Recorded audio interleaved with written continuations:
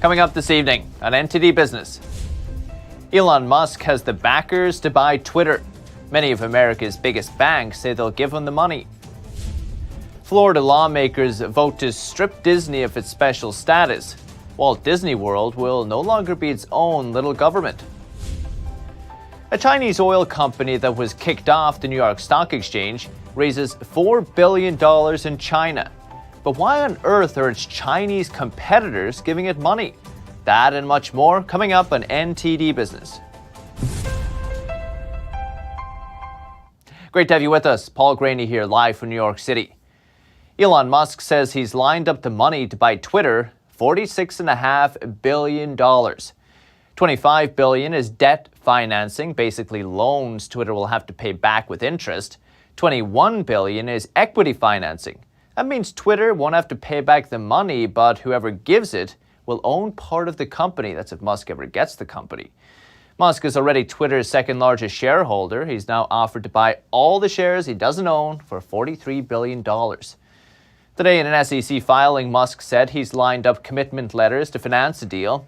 It's unclear if he'll sell some of his Tesla stock to cover part of it. The filing banks, including Morgan Stanley, Bank of America, and Barclays, have agreed to help out. A Twitter spokesperson said they received the proposal, they'll review it. Earlier, the board of directors didn't seem too interested. It announced a poison pill move to make it harder for Musk to acquire the company. A filing today hinted that Musk could try sidestepping the board and taking his offer directly to shareholders. We'll keep you updated. And billionaire Bill Ackman has completely discarded his Netflix investment, hinting at a loss of $400 million. Bad bet. Ackman says his hedge fund looks at the long-term potential of an investment and that he's, quote, lost confidence in predicting Netflix's future. He does hold the Netflix management in high regard, says he wouldn't be surprised if it continued being a successful company, but it no longer meets his requirements. Netflix just announced it lost subscribers in the first quarter for the first time in 10 years. It's now considering changes to its business model, even cracking down on password sharing. Are you to blame? Netflix shares down about 4% today after plunging 35% yesterday. And Starbucks is accusing a union of bullying and intimidating workers and customers. It says the Workers United Union has blocked store entrances and exits, made threats, even yelled profanities during demonstrations. Workers United has filed more than 80 complaints accusing Starbucks of illegal union-busting tactics, including threatening and firing pro-union workers. Starbucks has denied any wrongdoing. The nationwide campaign to unionize Starbucks is part of a larger surge in union election petitions filed over the past 6 months. Unions are also organizing Amazon warehouse workers and Apple retail employees for the first time. Apple employees at one Atlanta store filed for a union election Wednesday. If they succeed, they'll be the first group of Apple retail employees to do it.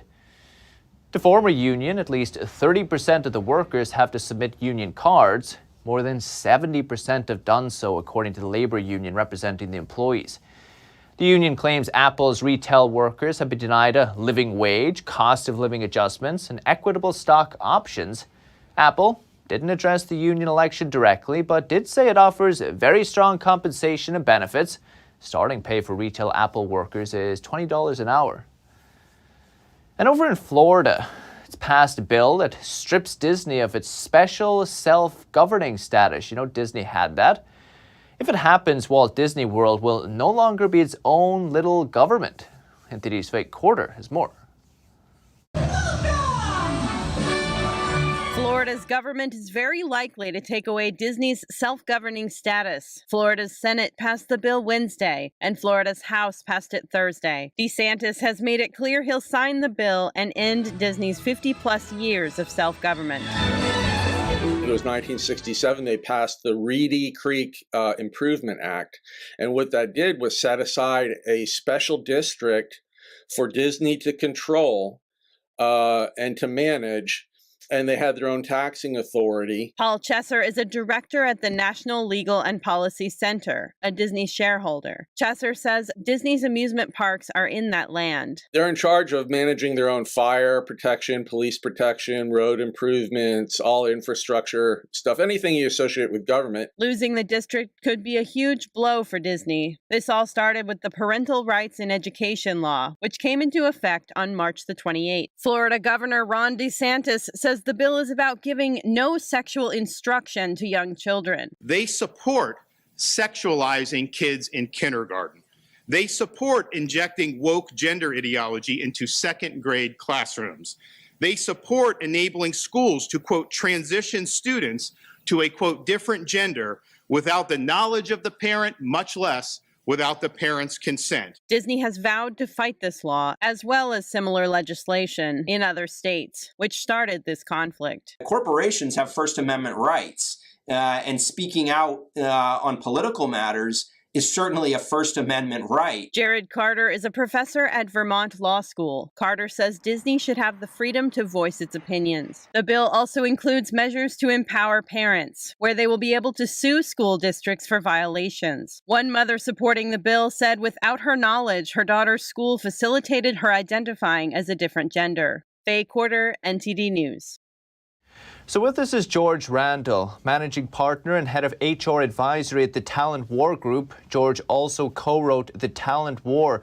George, how do you handle contentious political and social issues in the workplace?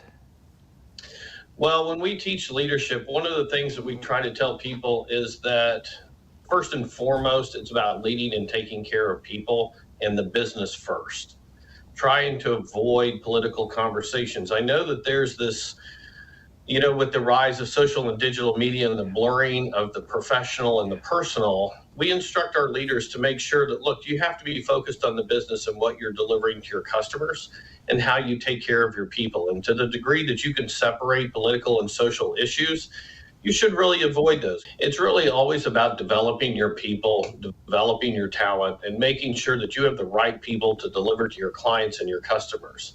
And as much as people want to bring the political and the social and the external, we encourage bringing the whole person to work, but extraneous issues that don't impact the delivery of your mission and winning with your clients and in your marketplace are things that we coach that people should avoid to the degree that they can. They don't advance the mission. They detract you from what you should be focused on.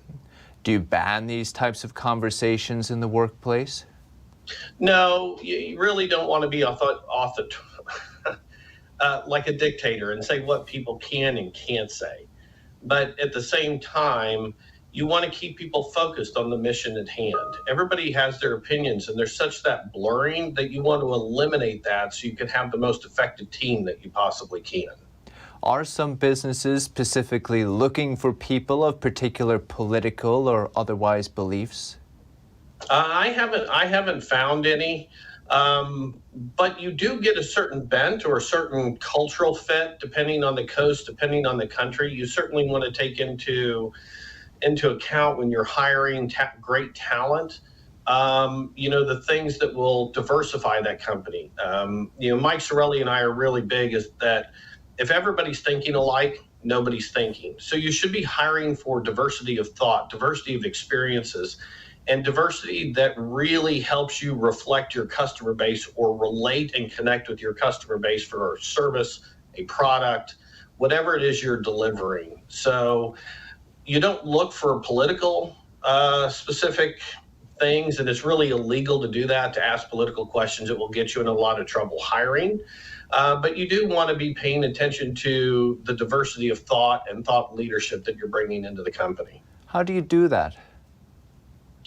Well, one of the things is I spend a lot of time asking questions about, ask a candidate, tell me a time where everybody had a certain solution that they thought was going to work, and you were the person that stood up and said, hey, what if we approached it from this direction?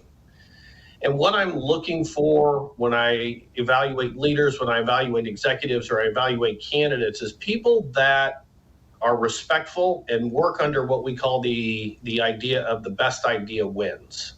So I'm asking a lot of questions of how they approach things differently, or when they saw something that others didn't see and made the right business case. They advocated for their position in a very logical, business-focused manner. Independent thinking, George. We need it all the time. George Randall, Talent War Group. Really appreciate it. Thank you. Thank you so much.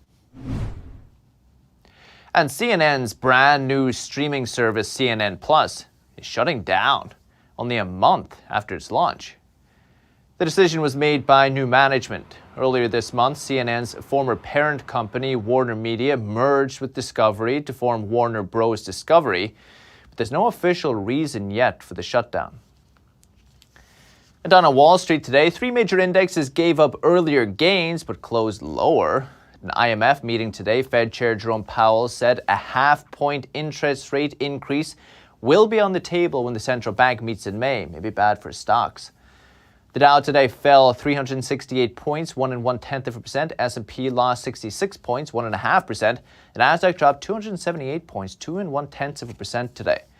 Bond yields also topped fresh multi-year peaks. Yields of the 2-year note hit their highest in 3 years before coming off slightly. And spring is typically the busiest time for home buying, but if you're thinking about a new home purchase, you might have higher mortgage payments this year. Mortgage rates are the highest they've been in more than a decade and still rising. At this time last year, the average mortgage rate was just under 3%. Now, according to Freddie Mac, the average for a 30-year fixed-rate mortgage is 5.11%. That's up from 5% just last week. It's the 7th consecutive week of increases, and it seems to be starting to take a toll in the housing market. March's existing home sales were down nearly 3% from February. And the Missouri Senate is considering an income tax reduction mechanism. That means basically, if the state's revenue hits a certain level, you'll pay less income tax. The trigger mechanism could eventually eliminate the individual income tax if the state sees enough growth, according to the Tax Foundation. Missouri's governor has signed the Taxpayer Protection Pledge. It's an initiative by Americans for Tax Reform. If you sign the pledge, if you're a governor, a congressman, or a senator, it means you promise not to increase taxes on your constituents unless you're swapping one for another. Here's the founder of Americans for Tax Reform, Grover Norquist. The Taxpayer Protection Pledge is something that Americans for Tax Reform, the group I run, shares with all candidates for office at the national level and at the state level. So governors, state legislators, congressmen, senators, about 85% of Republicans in the House and Senate have signed the pledge and kept it. Since 1994, when almost all Republicans took the pledge, and they won the House and the Senate, Republicans have held the House and the Senate more than half the time. More than 50% of the time. Before that, it was 4 years out of 62 that the Republicans had the House and Senate, so 1 out of 15 years. The Republican Party was not a competitor for running the country in Congress. Oh, presidents from time to time, but not Congress. But after 94, it controls the Congress more often than not. And so the big change is the Republican Party became the party that would never raise your taxes. Never, never, never. They may invade small countries they can't pronounce and get in trouble, but they won't raise your taxes. And that gave them control of the House and Senate more than half the time. So that has been a huge shift, and the pledge that we share makes it easy for people to know, are you a tax increaser or not? If you're not willing to put it in writing that you won't raise taxes, you're probably a tax increaser. Is it as big an issue for voters as it was in the past? It has consistently been a terribly powerful issue. And it's just always there. And the good news is you see its success since 1994. People vote more likely to vote into power those individuals and those parties that will not raise your taxes, state and federal. Have all Republican congressmen, senators signed up? More than 85% have. And it's always, there are a lot of guys who run 9 people in a district, not everyone gets to win. But of those who win, it's over 85%, and many, many more who are candidates running take the pledge as well. All the presidents since Reagan have taken the pledge. So it's, and the Republican Party has endorsed the pledge, the Republican National Committee. So it really is a commitment by most Republicans, I'll never raise your taxes. And if a Republican raises taxes, people turn on them, their own base turns on them, because even if they forgot to sign the pledge, you ran as a Republican. You we trust you, we thought you could trust you. How about the Democrats? There used to be Democrats who signed the pledge. Most of them switched parties and become Republicans. 2 senators, 5 congressmen, Democrats signed the pledge and then switched to the Republican Party. Others take the pledge just before they lose an election, when they're trying to save themselves. But it's now the issue that divides the 2 parties more than any other is, will you raise taxes? Every Democrat's the answer to that is yes, I will. And every Republican's answer is no, I won't. And so that's been the big difference. There's some other issues. There's some Democrats who won't steal your guns, but there aren't any Democrats who won't raise your taxes. What do you think has been the most effective piece of advocacy you've done recently? Working with the governors and state legislators on those state legislators and governors say, I want to cut taxes. And I've talked to them and say, there's a difference between saying I'm going to cut taxes 10 or 20% and saying I'm going to cut taxes 10 or 20% and my goal is to go to 0. And we're going to have triggers, so when revenue comes into a certain point, it gets cut again and again and again.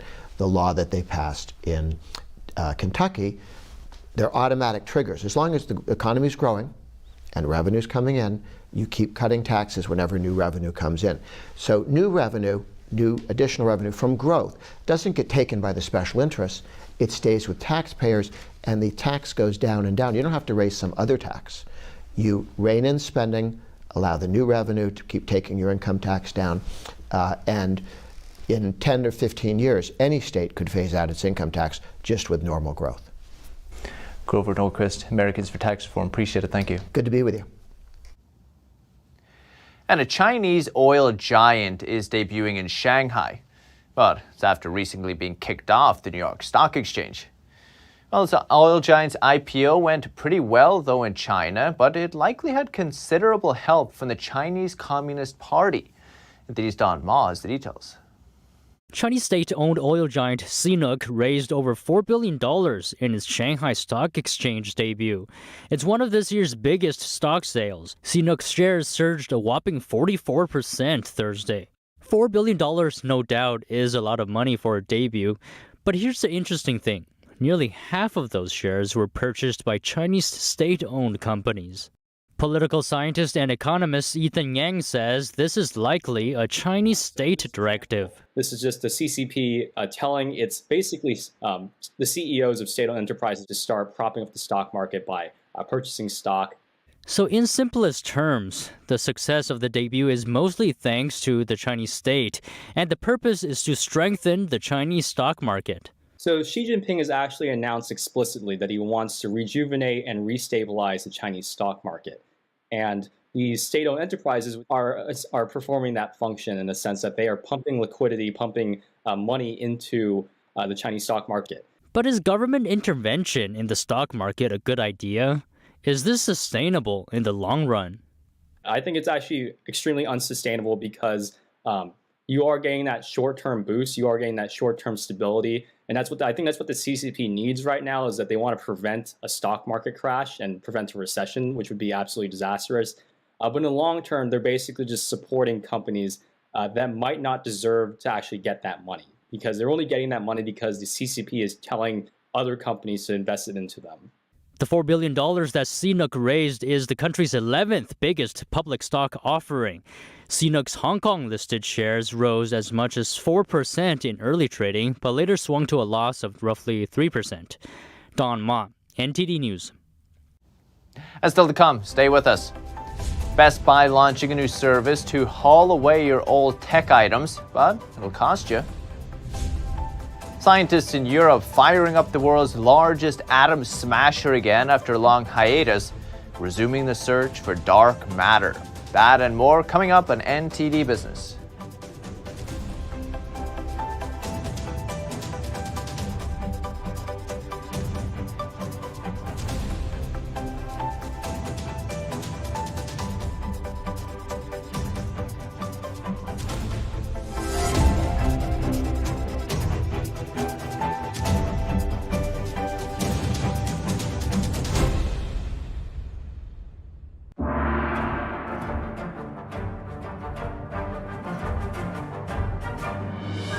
The performance was enchanting. I feel better about the world. I feel uplifted. It touches you. It really does. The expertise of the dancers was really, really strong. To know that it was live music was really fantastic. We didn't want to miss this. Make sure you see it. Have to come. Life-changing. Coming to NJPAC, April 21st through the 24th. ShenYun.com. Secure, the true solution for your digital privacy and security.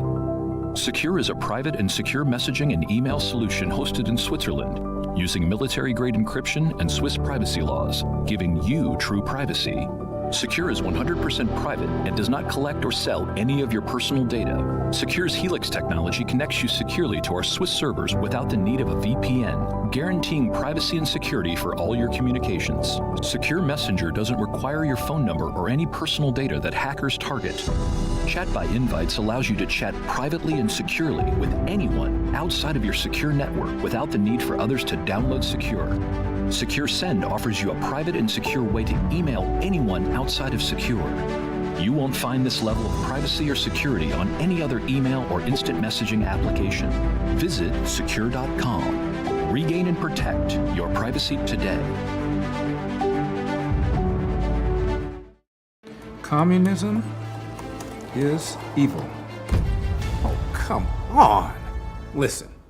If you're as tired of the censorship as I am, I've actually got good news for you. Check out epictv.com. It's a brand new censorship-free video platform where you can find not only my show, but other deep documentaries, great programs, and honest movies that bring you the news without all the spin and the fake narratives. So, I'll see you there.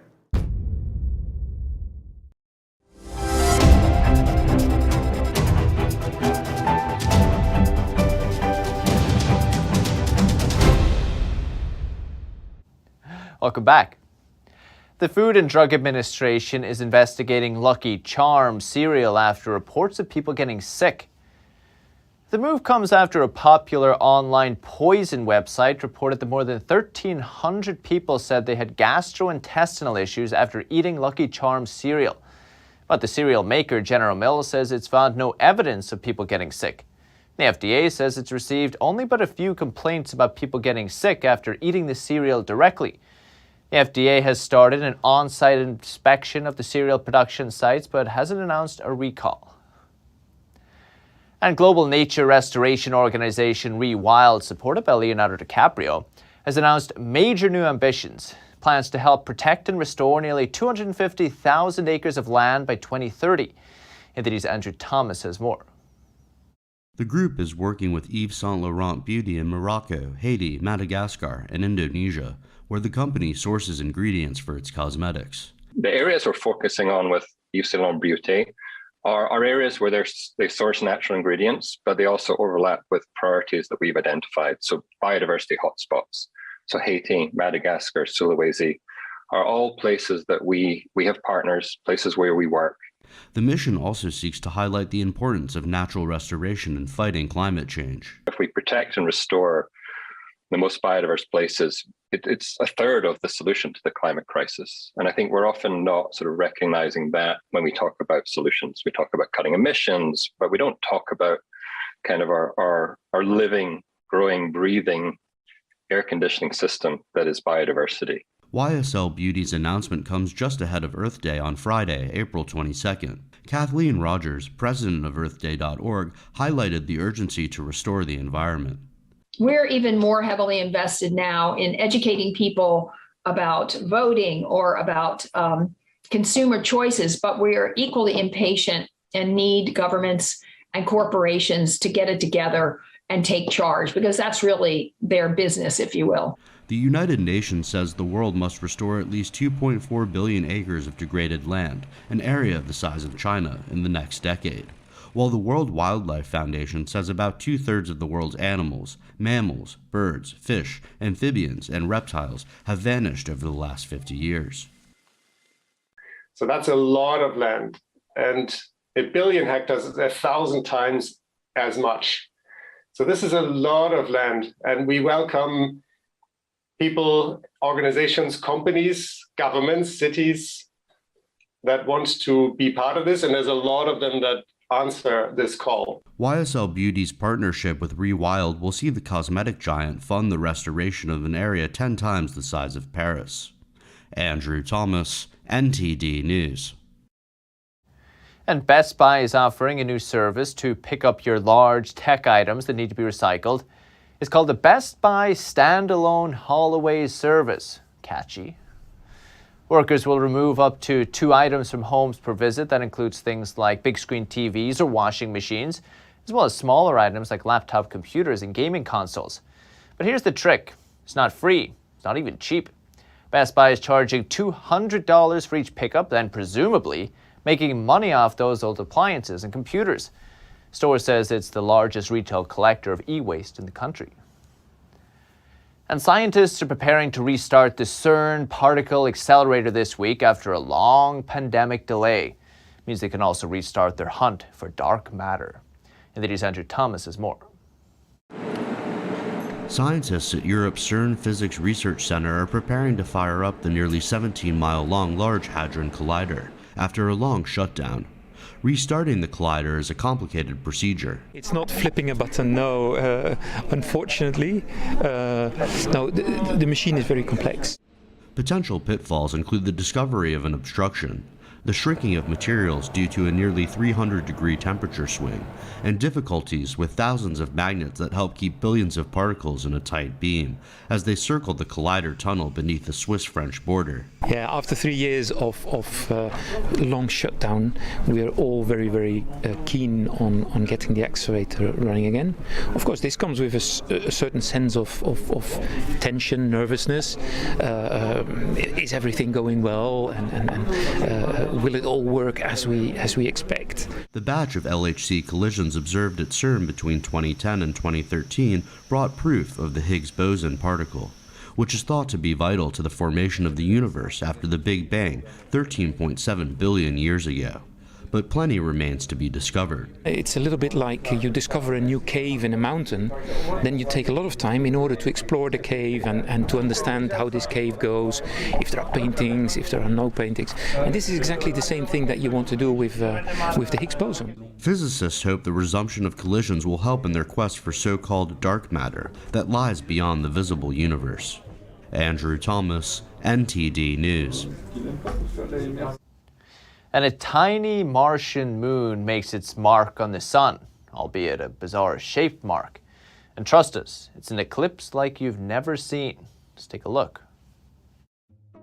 With all the exploration attention Mars has been getting, it casts a pretty big shadow for a relatively small planet. It's high time another celestial body got its moment in the sun.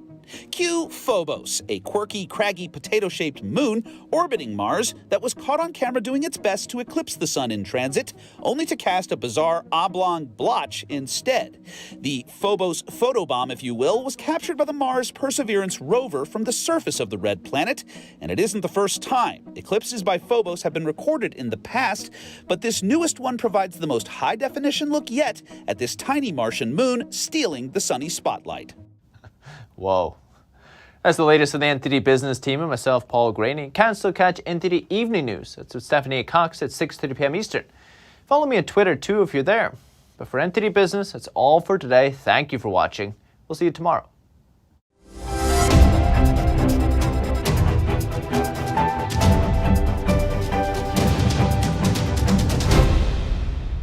Thanks for watching us on YouTube. Did you know YouTube only keeps selective videos on its platform? So if you want to make sure you get the full picture, just subscribe to our newsletter.